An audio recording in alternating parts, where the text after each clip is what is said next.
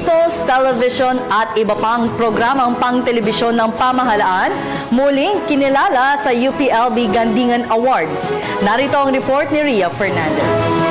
Muli na namang nanomina ang People's Television Network sa ilang mga pinag-aagawang parangal ng Gandingan Awards na idinao sa UP Los Baños nitong ika-21 ng Marso.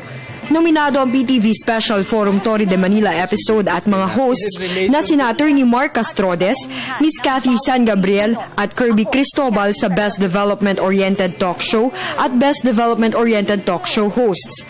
Gayon din ang personage May 8, 2014 episode at host na si Carla Lizardo para sa Best Women-Oriented Show at Gandingan ng Kababaihan. Finalist naman ang PTV kalaban ng malalaking TV network sa bansa para sa Most Development-Oriented TV station o Gandingan ng Kaunlaran. Sa kanyang mensahe sa Facebook chat, nagpasalamat ang associate producer ng PTV Public Affairs na si Frederick Aquino sa Gandingan Awards.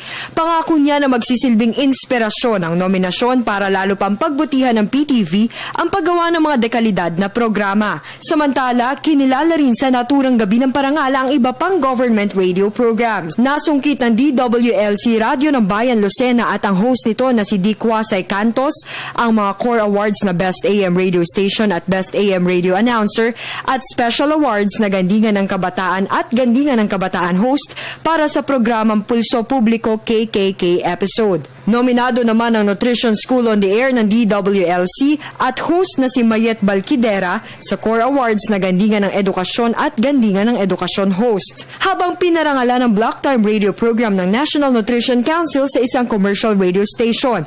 Yan ang radyo mo sa nutrisyon na nag-uwi ng Core Award na Best AM Radio Program. Ginawaran din ng Best AM Radio Program host si Health Assistant Secretary at NNC Executive Director Bernie Flores kasama ang kanyang co-host na si Rod Marcelino. So we embarked on this. Siguro 2008 kami nag-start. So mga 5 years pa lang ang radyo mo sa nutrisyon. And maganda rin yung intention is really to impart current, relevant at tama. Yun ang pinaka-importante. Dapat tama yung information about nutrition. Isa lang naman yung aming pakay rito para maibahagi, maihatid sa publiko, sa aming mga tagapakinig, yung tamang impormasyon sa wastong nutrisyon.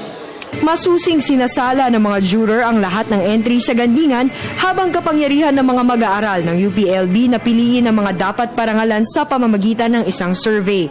Binuo ng UP Community Broadcaster Society ang Gandingan Awards noong 2006 upang kilalanin ang mga estasyon at mamamayag sa radyo at telebisyon na nagsilbing boses ng iba't ibang sektor sa lipunan tungo sa kaunlaran. Para sa Telebisyon ng Bayan, Ria Fernandez.